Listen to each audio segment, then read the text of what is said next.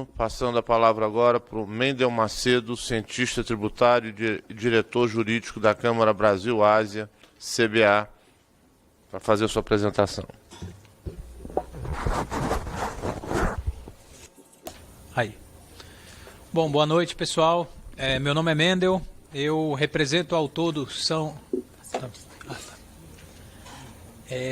acredito que eu só vou manter mesmo o slide, mas possivelmente eu vou falar e vou tentar ser o mais breve possível.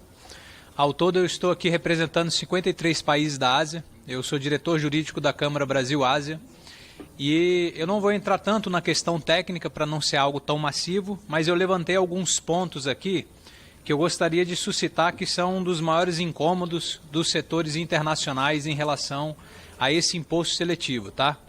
Primeiro momento eu gostaria de falar sobre o PL 29. Eu não sei se vocês estão sabendo, mas existe um PL 29, né, que foi feito por um dos GTs paralelos aí da Câmara dos Deputados, onde ele traz muito mais necessidades do setor privado do que o setor público, né? O que a gente percebe bastante que nesse PL 68, em especial em relação ao imposto seletivo, as tratativas e as querências foram muito mais públicas do que privadas. Então, a gente acredita que a partir do momento em que houver uma aglutinação desse PL 29, ele traria uma estabilidade maior para os relacionamentos e tratados internacionais. Porque como o mundo asiático tem observado essa reforma tributária, ela tem observado com bastante maus olhos, em decorrência da subjetividade que o imposto seletivo está expresso no PL 68.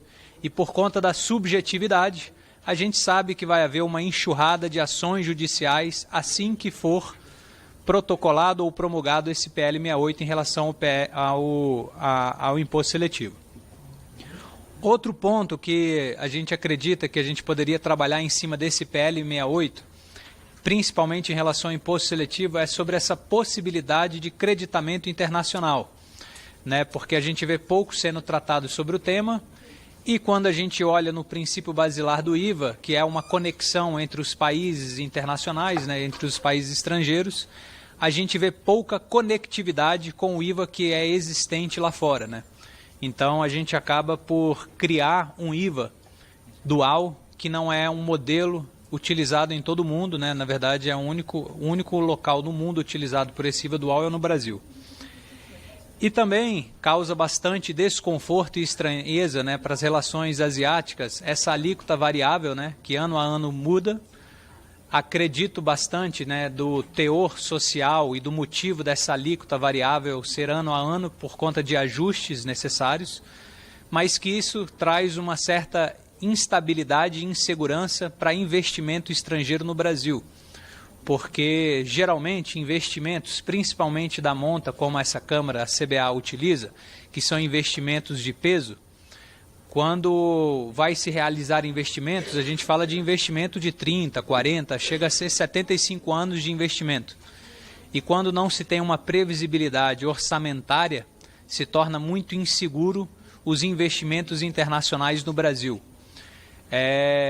E por último, né, assim, o que causa desconforto também no mundo asiático em relação a esse imposto seletivo é em decorrência da subjetividade ser muito alta e de não estar muito bem esclarecido como se dará essa incidência de imposto seletivo, porque muitas das vezes o PL 68 confunde, né, o motivo e a justificativa de incidência de um imposto seletivo com a tributação do produto em si, né?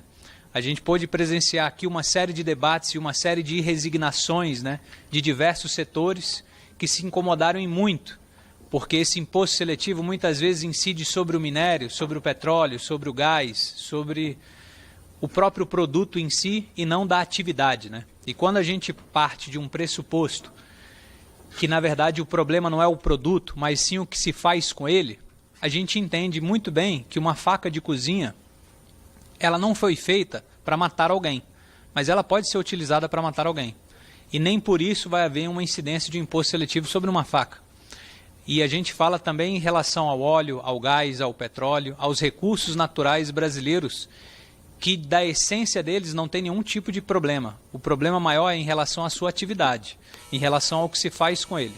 Então são pontos aí que eu gostaria de trazer, que é da Câmara Brasil-Ásia, que a gente vê, sim, com excelentes bons olhos a reforma tributária, mas a gente não vê com tantos bons olhos a subjetividade do imposto seletivo incluída no PL 68. Obrigado. Obrigado, Mendel, e fique tranquilo que, como já coloquei, nós estamos justamente nos debruçando para fazer o texto, e nós vamos buscar fazer com que o texto seja claro, objetivo, e que possa ter muita clareza com relação a como vai ser esse processo. Passando a palavra agora para o Roberto Roland Filho, diretor executivo da Bioenergia Brasil, que vai falar pelo Zoom.